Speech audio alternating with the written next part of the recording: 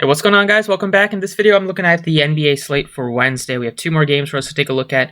Yesterday's games, both were blowouts. First time this postseason that both of the games have kind of gotten out of hand for both of the sides. Sixers got blown out. Mavs lost by 30.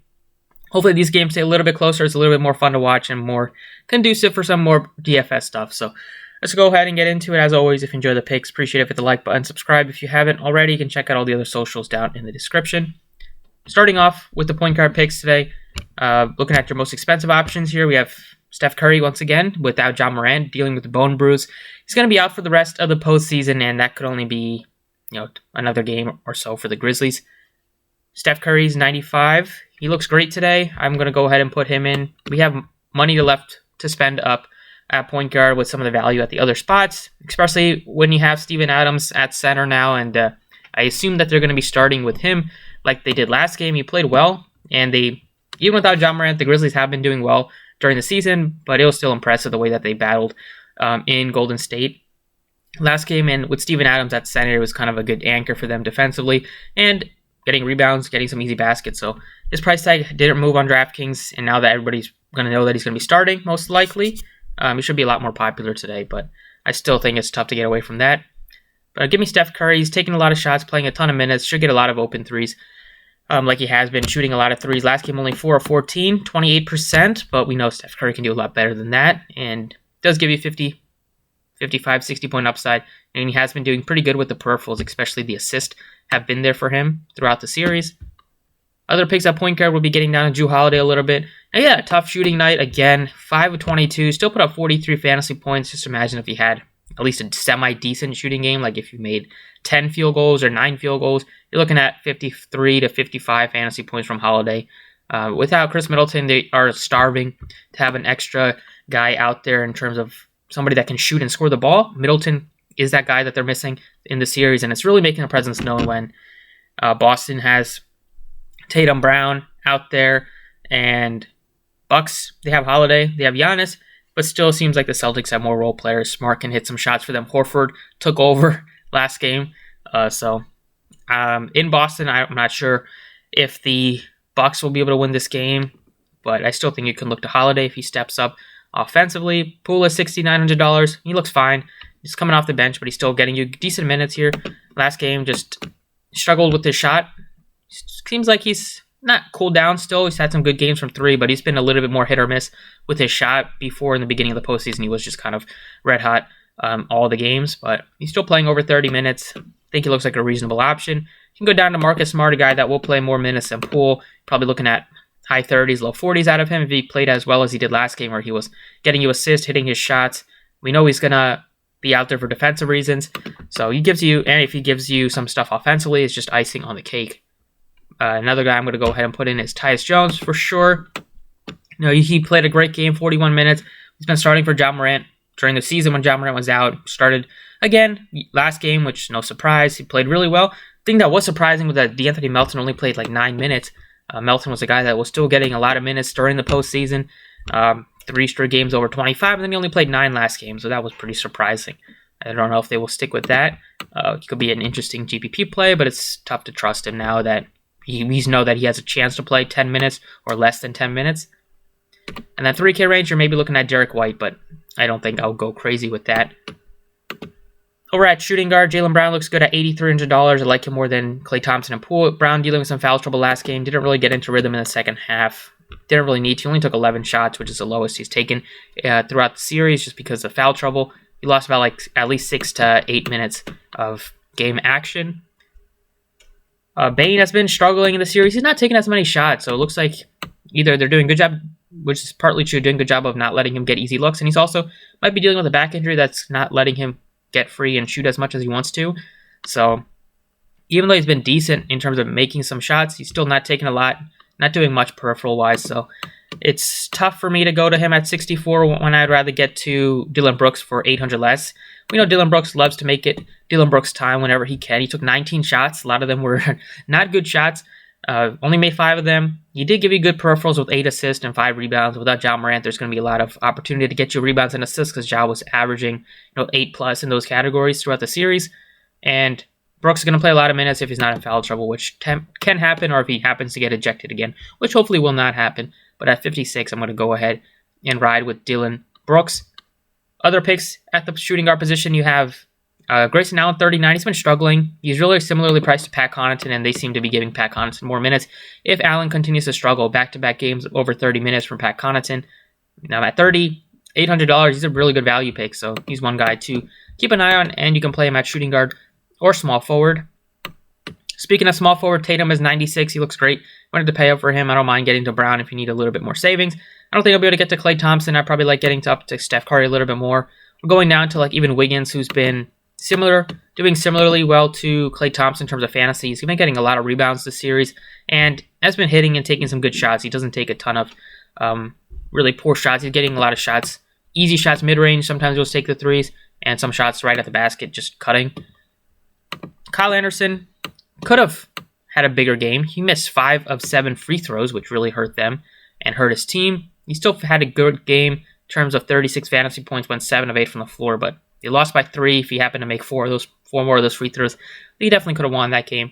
At 43, if they seem like they're going with Kyle Anderson instead of Melton or something like that, I think he looks reasonable. Otto Porter looks good at 42. They started Kuminga, but he only played 5 minutes. I don't know how much you can still trust that that's going to happen again. I still think they'll probably like to give Kuminga more minutes if he gets off to a better start or if the game isn't as close. But Porter, 4 threes from last game. He's been shooting the ball really well throughout the season for the Warriors, especially from distance. This gives them another great shooter off the bench. And then Wesley Matthews is decent at 32. Same thing for Williams. Over at power forward, pay up is going to be Giannis, and I'm going to go ahead and put him in. Giannis has been very consistent throughout the series, even though some of the games he's not really hitting his shots, like 14 of 32. Not a good game for him. They're doing a good job defensively, but he just does so much in other categories in terms of getting you a ton of rebounds, assisting at a decent clip, does give you upside for blocks and steals, playing monster minutes, and you would expect this game should be more of a defensive battle like we've seen throughout the series with teams holding each other for the most part, below 110 points for them, and sometimes even below 90 points. So it's been kind of a defensive struggle at times, or an offensive struggle at times, and at 11-6, I like getting to Giannis probably a little bit more than any of the other superstars. I do like Tatum at 96, but I still would like to get up to Giannis if I had to pick one. And then I do like Al Horford at 73. Tough to not like him, especially if there is no Robert Williams. That will kind of be key. If Williams is out again, then Horford, don't expect him to shoot that well again, but he's really fired up this series, playing really well, and he's just going to get a lot of the center minutes because Tice looked absolutely putrid out there when he was playing, made tons of mistakes, and almost cost his team. But Horford was able to save them in the fourth. Other picks at power forward could potentially be Wiggins once again. Draymond looks all right. Jaren Jackson at 67. Clark's minutes have kind of fallen off, so Kyle Anderson looks better. Kuminga looks all right. He's only 32, so if he happens to get more minutes and he continues to start, he only played 5 minutes, but he started, so we'll see what they decide to do. But if he's in the starting lineup again, you might want to bank on him playing more than 5 minutes. Over at center, we got some good guys to play up for at the top end. Like Horford looks good. Like him more than Jaren Jackson. Mid-range, Porter's coming off the bench. Only played 14 minutes last game, which didn't make a ton of sense. He's been playing great for them throughout the series and throughout the postseason. It seems like they should give him some more run than going to, wouldn't be the worst thing to go with a more bigger lineup at times. But it's tough to pass up on Steven Adams at 34. Assuming he's going to be starting again, he played 27 minutes, 10 and 15, a block, steal, 3 assists. We know he's a great guy in terms of rebounding. He can get you easy baskets, get you some block shots, get you some assists as well, especially without Ja Morant. The price tag is just really cheap, so he's another guy to look at. Then at forward as well, put in Al Horford. If we happen to get news that Robert Williams is playing, then I can get down to Robert Williams instead. But if there's no Robert Williams, then it's tough to pass up on Horford because you know he's going to play all the minutes at center. He's going to get you rebounding opportunities, going to get you some looks at the basket, and he's been shooting the 3 really well for them. So that's what I got for this game, for these 2 games on DraftKings. Leaves you with almost 4K left, 38 left. You got some good value to consider. Zaire Williams, Wesley Matthews, Kuminga at the bottom end. Go up a little bit for Derek White, Pat Connaughton, Grayson Allen, Porter, Kyle Anderson. Those are some of the guys you can consider. And that's all for DraftKings. Let's go ahead and take a look at FanDuel. All right, over on FanDuel, point guard picks, plugged in Tyus Jones. He's more expensive on FanDuel, but I still think he looks like a great option. Other guy would be getting up to Steph Curry at 96. I like him more than Drew Holiday for only 800 more, and then I do like Poole a bit at only 66. You might make a case to get to him over Steph if you need a savings of $3,000. Then Smart looks decent as well. Over at shooting guard, I put in Dylan Brooks at 56. You can play him at 2 spots, like the price tag on him. Pay up options would be Holiday or Brown. And at home, I think maybe Brown looks a little bit better. Just don't assume he'll be in foul trouble again. Mid-range, Klay Thompson looks good. I put him in at small forward just because he's so affordable at 62. He's cheaper than Smart. He's cheaper than Poole, which he probably should be, but still $400 for a guy that will play similar, if not more minutes than Poole, who's coming off the bench now. And bottom end, maybe Grayson Allen, but he's been shooting poorly this series, so it's tough to kind of bank on him. Small forward, I like Klay Thompson, like I mentioned. I put him in. He's only $1,500 difference from Giannis to Tatum, so at power forward, I'll put in Giannis here at 11.5. Don't mind getting to Tatum if you wanted to get up to 2 superstars. And then mid-range, do like Klay Thompson cheaper than Wiggins. I do like Brooks. Bane is playable, but he's probably behind Brooks for me just because Brooks looks a lot more aggressive. Bane kind of been a little bit more passive recently. He's not taking as many shots. And then bottom end, you can still make a case for Kyle Anderson at 47.